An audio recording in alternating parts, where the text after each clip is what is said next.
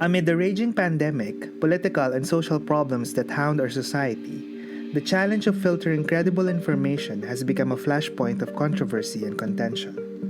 The deepening and widening reach of the internet has also ironically made it even easier for insidious disinformation campaigns to thrive. As we draw ever closer to choosing the next leaders in our government, we need to further reflect on the ways we engage online and offline.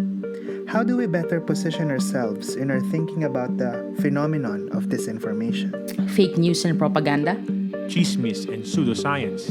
The need to fact-check? Hindi na bago yan. I am Aaron Malyari. I am Lee Candelaria. And I'm Becca Porha. And this is Podcast, Conversations on Philippine History, Politics, and Society.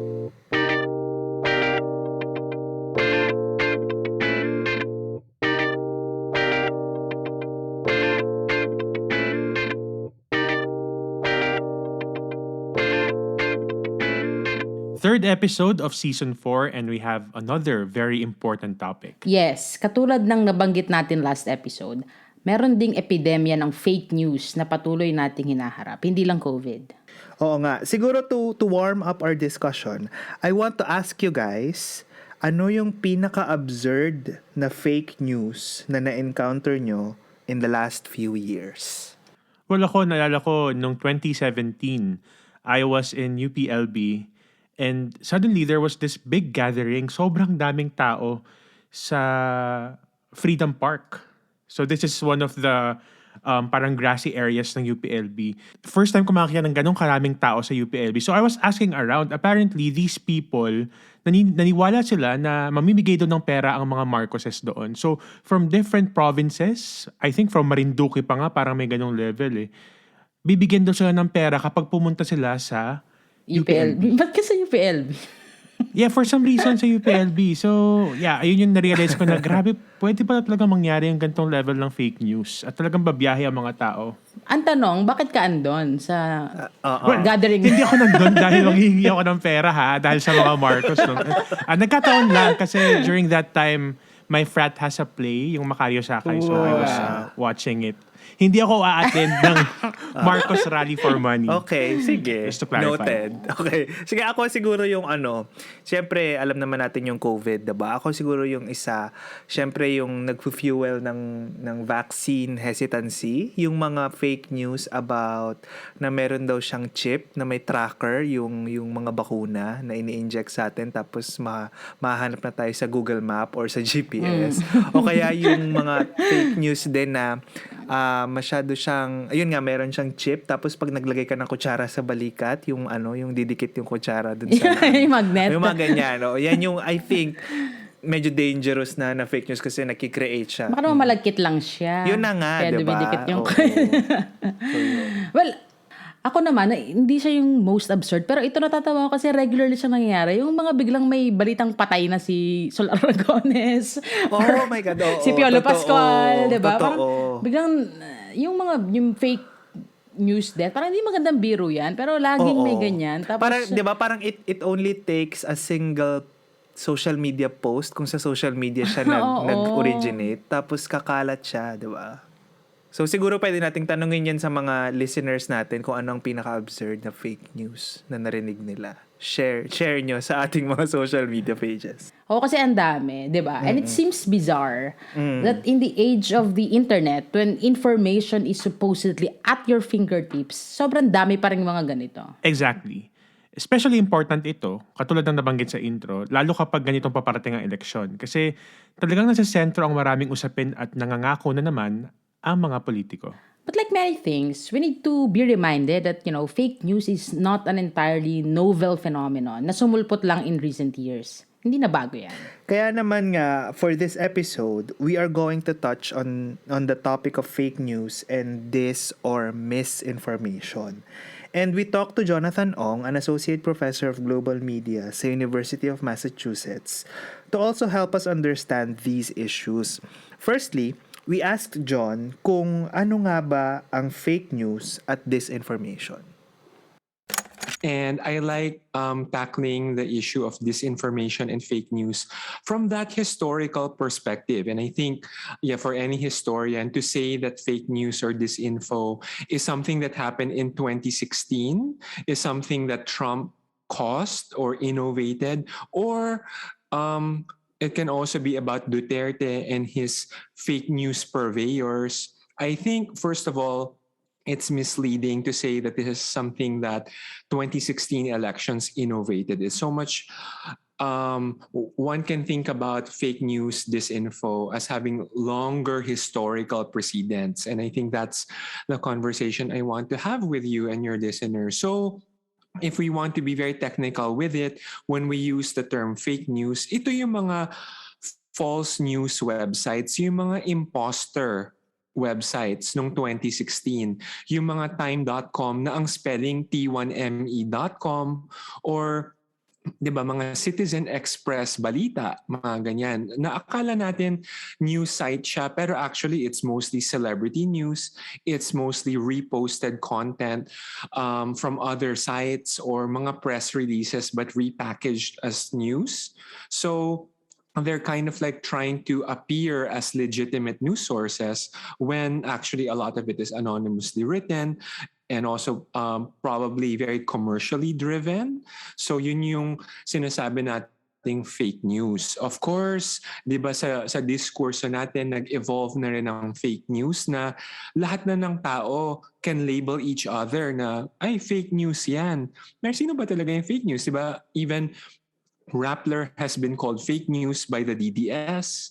Even CNN has been called fake news by Donald Trump. So lahat na lang nasasabihan ng fake news. And that's why hindi na ginagamit ito ng madalas ng mga academics na we prefer the terms disinformation, which is intentionally misleading posts on social media, or misinformation, which is yung unintentional false information. For example, the idea na eating bananas will help prevent COVID.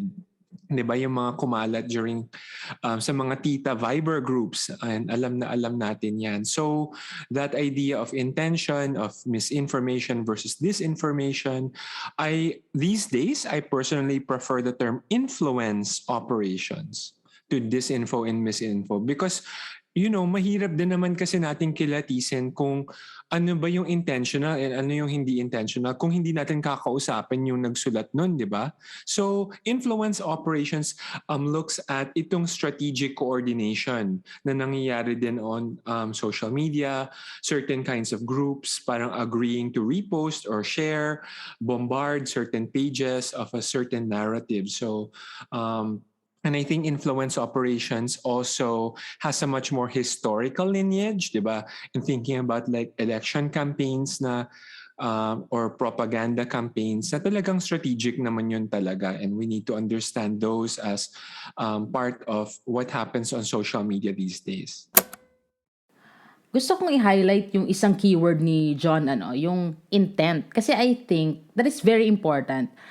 What we need to understand is that whenever something is put out there, kailangan nating tanungin, ano yung rason? Sino yung nagpakalat? And to what end? I agree. And the idea really is to sway people, public opinion. Kaya nga yung term na gustong gamitin ni John ay yung influence operation. Kasi nga, lalo na in recent years, talagang may industriya na ang layunin ay i-hijack ang conversations. Lalo na sa age of social media. Yeah, pero katulad nga rin ng nabanggit natin, we need to remind ourselves na hindi ito entirely new phenomenon. We can even argue that it has been a persistent element in the public sphere, pero nag-iiba-iba lang yung means of spreading it. Can you think of instances in our longer history na pwede natin malocate broadly within what we can call propaganda and fake news? Ako, I can share kasi yung MA thesis ko really tackled propaganda nung Japanese occupation of the Philippines. So siguro define muna natin ng kaunti yung propaganda. Broadly, it is the expression of opinions or actions carried out deliberately to influence other opinions and actions using psychological manipulations toward a specific objective. Ito yung sinasabi nilang battle of hearts and minds, lalo na nung World War II at nung Japanese occupation natin. Isa sa mga unang hakbang ng mga Hapon noon through the Japanese Propaganda Corps was to take over media outlets, radio and newspapers para ipakita na nananalo ang mga Hapon. Walang kwenta ang Estados Unidos at kayong mga Pilipino, bumalik dapat kayo sa pagiging Asyano ninyo.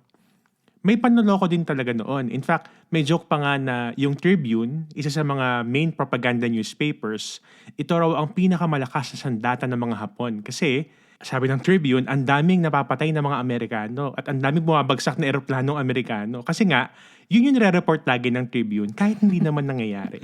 Natawa ko. That's funny.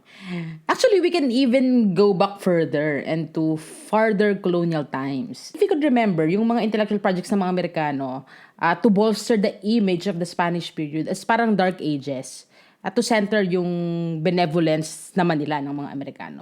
Isang scholar, si Gloria Cano, demonstrated how there are projects like the Blair and Robertson Compendium, yung The Philippine Islands, 55 volumes yan, na collection ng Spanish documents, could actually be interpreted as a massive project of the Americans to paint a picture of the Spanish period of the Philippines that would suit the American agenda. Kahit nga yung yellow journalism, di ba, sa US after the sinking of the USS Maine, contributed to that push for the US in their imperial pursuit. Yeah, true. Kaya nga babalik tayo dun sa idea ng intent, 'di ba? Yung binanggit nga rin nila na yan, na parang ang idea is to sway people, 'di ba? No? So kasi pwede rin talaga nating tingnan na yung estado or yung regime ang may deliberate project, no? So kahit nga halimbawa nung early contacts with the colonizers, 'di ba? Nung holy confrontation between the Praila and the Babaylan, yung quote unquote disinformation campaign or yung fake news ng mga Praila noon, mga demonyo yung sumasanib sa mga Babaylan para mawasak yung image nung Babaylan. Tama, nabanggit natin yan sa isang episode natin ng second season, ano. And to go back to more contemporary times, syempre nandyan si Ferdinand Marcos and the myth of the Tasaday, yung supposedly ay Neolithic population sa Pilipinas na napatunayang fabricated. At syempre, yung mga war medals ni Ferdinand Marcos na peke naman pala. And also yung ganitong usapan, syempre, tumatawid ito sa madla, ano? Minsan, kahit yung mga seemingly mundane things, like yung Golden Arinola ni Quirino, or yung time daw na may kudeta at nagtago sa ilalim ng kama si Cory sa Malacanang, or yung erap jokes, di ba? Nag-iiba lang yung means ng spreading o pagpapakalat, pero we always have been confronted with the need to verify the information that are available to us. Yes, at sa age ng internet at social media, na-highlight na naman yung disinformation. Kasi basta may cellphone ka, may access ka. Pero ano nga ba yung landscape nitong disinformation economy, quote-unquote, na nangyayari sa Pilipinas? So here is John again talking about a study that he was part of, yung pamagat ay The Architects of Networked Disinformation. It's a study that I co-authored with my colleague Jason Cabañas, who's a professor at De La Salle University. And the intention behind our research is really to have an academic perspective to disinformation as practice. Disinformation, not just a bunch of lies that were posted on social media, not just a bunch of misleading posts na mokauson shared on social media, but sino-sino ba talaga yung teams, yung strategists, yung influencers, na nagko-collaborate, and paano sila binabayaran, ano yung mga resibo when they, get hired by politicians during elections, and also the question of ethics and morality. How do these people sleep at night, right? Like, how can they justify this work to themselves na gumagawa sila ng memes for Marcos na historical revisionist, or they are paid to do posts to attack certain journalists, 'di ba? So paano ito nasisikmura ng iba't ibang tao? So if you look in the report, we really have ang perspective namin is to understand the work structure And the work structure is not something that was invented by Duterte or not invented by Nick Gabonada. Um, it was not invented by Trump, but many people are complicit to it. And that's what we wanted to kind of share in the report. In the Philippines in particular, we're saying that very much complicit to the disinformation economy is advertising and PR industries na itong mga tao na ito matagal na, hindi lang nung 2016 but in previous elections, they moonlight as political consultants for politicians during an election. And ang strategy naman talaga nila is to do positive advertising but also negative advertising, yung black propaganda, di ba? Of course, ang argument namin is 2016 mas ginamit ang digital, and that adds another layer to that complicated story. It adds a layer of subterfuge, the use of fake accounts, the use of very misleading memes and posts seeded in diverse kinds of groups. The fact na nakaka-target ka ngayon ng iba't ibang communities na pwede ka mag-target ng Marikina News today, 'di ba, on Facebook, and sisiraan mo yung tumatakbong mayor ng Marikina. So lahat-lahat gumamit siya. And that's why yung report namin was saying there's a whole complicit industry dito. So it is really an industry with its structure, di ba? Pero John also cautions us to further think about how we talk about fake news today. To be honest, we were also quite critical of what fact checkers and journalists are doing to frame the issue of disinfo, na parang it's about, let's fact check what Mocha Uson is saying, let's fact check what Duterte is saying, or what Thinking Pinoy is saying. Or sometimes parang sasabihin natin, we need to fight the trolls, starve the trolls, di ba? So ang argument namin in the report is, sino ba talaga yung trolls?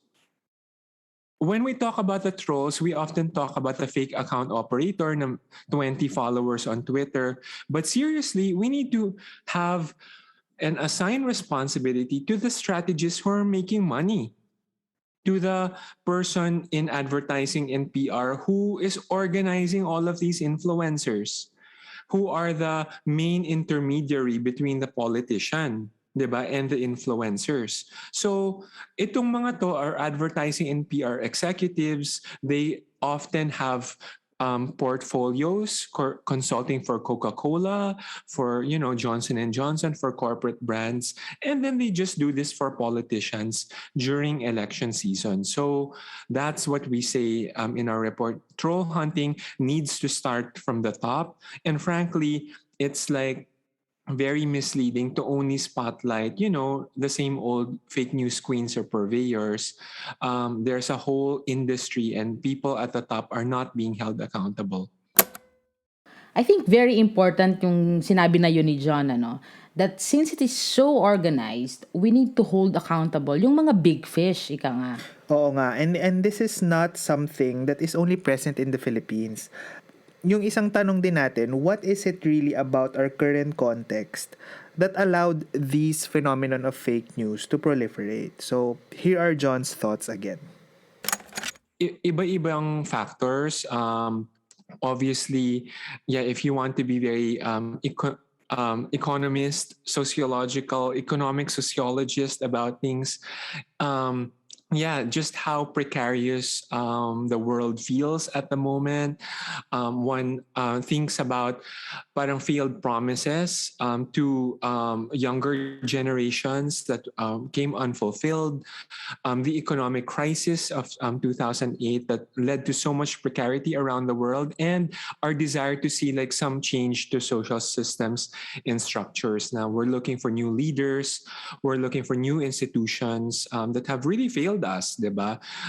It's not something particular to the Philippines. There's such a global phenomenon to this. when you think about political leaders around the world, they also learn from each other, di ba? So parang thinking about Trump and Duterte being, allies, they also learn from Erdogan and Modi, di ba? Na parang nauuso pala to, na parang pwede pala nating i-ban ang journalist from a press conference sa White House. O pwede na rin natin gawin to sa Malacanang. Or sino nga bang nauna? 'Di ba? Parang may ganun din na sometimes nauuna pa tayo sa Pilipinas sa ganitong mga pamamaraan sa pagharas ng mga journalists. At the same time, I also as any like as historians and sociologists, parang I don't like also just blaming the bad guys. I also like that kind of analysis na what were our faults ourselves, diba? How were we complicit to this, diba? Na parang the fact na some of the grievances or social anxieties of less privileged people were never really paid attention to. We never held space for them. Did we fail at that as educators, as journalists or mainstream media, diba? The fact that we failed to center the voices of the victims. And that's why ngayon, everyone tries to perform na victim sila. Na parang victim kaming mga DDS or victim kaming mga Trump supporter. Kami na yung nababan ngayon. Di ba? Parang everyone tries to be the victim these days.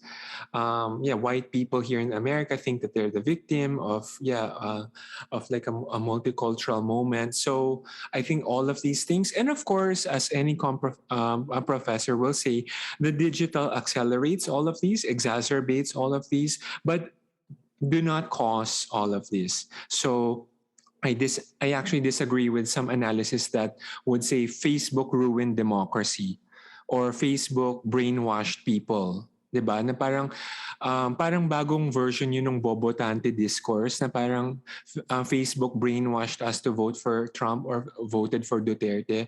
I think it's giving too much credit to the platform to do that. And also robs us of any agency or responsibility na gano'n na parang robots na lang tayo kinokontrol ng social media. I think we are complicit, we are responsible, we have choice. But social media platforms the voices of influencers. It also creates more likes and generates more attention to outrage and the loudest voice, whether that voice is out of anger, diba? Or parang trying to be funny. Kahit hindi naman totoo yung sinasabi. Pero funny naman kasi siya. So, i-share na lang natin. So, yung algorithm favor certain kinds of expressions and influencers are very good at that. And influencers are out to look out for themselves. They're not out there looking out for democracy. I think it has been an implicit theme so far of our episodes, to highlight that the problems you are facing today are rooted in, systemic injustices. As John mentioned, sometimes we need to step back and ask ourselves din kung ano yung lugar ko sa lahat ng ito. Kasi baka pati pala yung language na ginagamit ko online inadvertently perpetuates the conditions that fuel the systemic injustice. So I think we need to talk about the conditions that pushed people to take jobs as, quote unquote, as trolls. Yeah, exactly, 'di ba? And also John made a point about how we really need to also reflect more on the discourse about the quote-unquote bobotante, 'di ba? Na-highlight na rin to ni Sir July nung episode 1. Pero ngayon, John mentioned this na ang important point na kailangan nating pag-usapan ay wag naman natin laging tignan na parang ang robots tayo na controlled by the algorithm of Facebook, for example. Although it is very powerful and has impact, yung agency natin, kailangan natin i-reclaim sa conversations. Kaya rin very important to talk about the ways we use the technology available to us or yung ethics of social media engagement, if we can even call it that. The question of ethics, moralities, best practices, mindful ways of engaging with social media. These are all super important questions. And parang for me, what I often notice, I also do, training, capacity building for human rights activists, for journalists na parang should we block trolls? Should we answer trolls? Should we play the game of social media and create our own memes or create our own armies even? Parang some questions also about kailan ba natin i-call out yung mga trolls or yung ibang mga tao who spread fake news? Should we engage with them or is it a lost cause to talk to, for example, our Tito who is a Duterte supporter or our Phil Tita who is a Trump supporter? Should we have a conversation or should we just block them? Right. So these are questions of ethics, right? These are questions of our relationships with other people, how we see ourselves as responsible for them, how we see all of us as responsible for the public good, however we might define it, the terms of our engagement with the public sphere, and talking to the smartest people, the most experienced veterans in the news or in the human rights sector. Let me tell everyone listening that there's no one answer here. No one is a clear good guy or a bad guy who has all the answers. When you talk to your professors, we also don't have the answer, like one magic answer to all of these giant questions. These are the questions of our time, and it's for us to wrestle with them, to reflect on them. You use the word reflexivity, diba? Na yeah, I think for us, I encourage students, researchers to always be thinking of, our choices in particular moments. Could we have done things differently? How could we have done things better? Diba na? And so I hate that kind of thinking na at this time, this fight for democracy is clear cut good versus evil. No, it's not. There's a hell of a lot of gray areas here, and we need to dwell in that gray area to get us out of this mess. And for you to kind of like find, that there's like one savior who can help us out of this, or vote one person and everything will magically turn into back into normal. Just look at Joe Biden's presidency right now. I don't think problems of racism have gone away, right? Like we have, in a way, at least found new protections for vulnerable peoples, but it's not going to come back like magically overnight. But these are the questions that are best answered through specific experiences and specific cases. And I'm sure like in some moments it's better to block, sometimes it's better to engage, sometimes for our own mental health. Sige, patulan natin ngayon, but sometimes better not to dahil we're just so tired. So I'd love for us to continue raising these questions and trying to find out ways to find moments where we can say, yes, we did well here. Other cases, oh, we could have done better. Dwell in the gray areas, ika nga. I think mahalaga ito na hindi talaga natin nakikita ang problema ng lipunan bilang binaries ng good versus evil or DDS versus Dilawan, etc. Kasi this will mislead us from looking at the big picture of the systemic challenges that we need to discuss. Definitely. At dahil nga ang pervasive ng issue ng fake news and itong disinformation economy, we need to continue these conversations about the ways we use social media and the ways we consume information and the way we engage with other people through the digital way. There are global conversations about regulating social media, but this also brings important conversations in relation to freedom of expression, of democracy, policing, etc. Here is John sharing some final thoughts on ways that we can better engage in social media.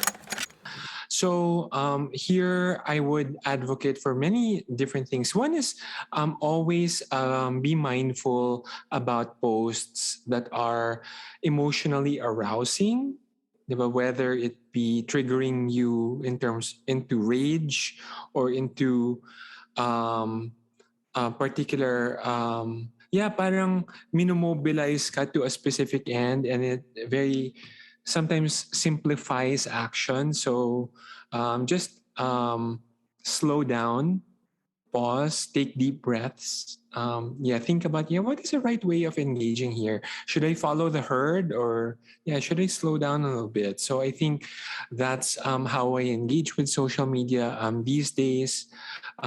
Just trying to take things a bit slower. At the same time, there's ways of connecting and collaborating, thinking about how young people these days have such a great pulse in terms of what happens on social media.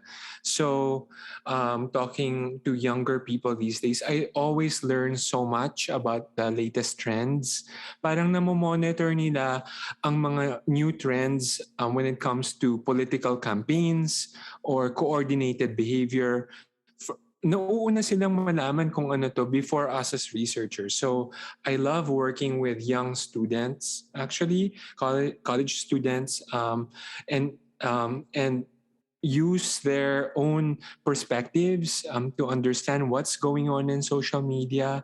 So I think it's important that we create these spaces where researchers work with young students to monitor our social media ecosystem, and not and think of them as collaborators. So I always learn. Oh, itong TikTok trend na to was something that young people alerted me to. So please feel free to send tips my way. I'm on Twitter at Jonathan _C _Ong. Like if you see any new trends in campaigns, I would love to see them. And I think it's also important, and I talk to young people about it, that hindi ko na sila sinasabihan na, oh, you might see a lot of fake news. Parang alam na natin yun. Parang we're all seeing a lot of fake news and disinfo. But what I'm worried about is young people will be recruited to become the trolls themselves. But yung pag-advertise ng job sa kanila is it's not like, oh, we're hiring trolls. The advertisement for they will be recruited to become graphic designers. They will be recruited to become copywriters.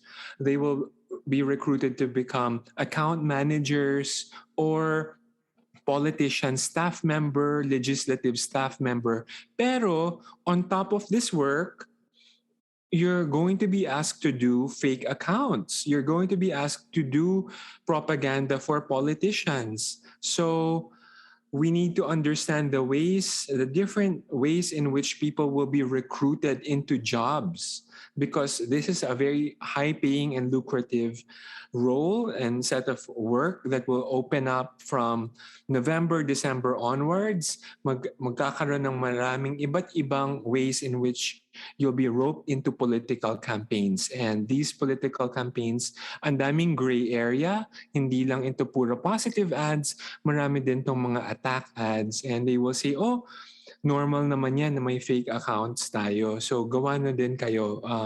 And makisama naman kayo. Election season na, para makisama naman kayo sa kampanya natin or sa kumpanya natin, even though we're an ad agency, di ba?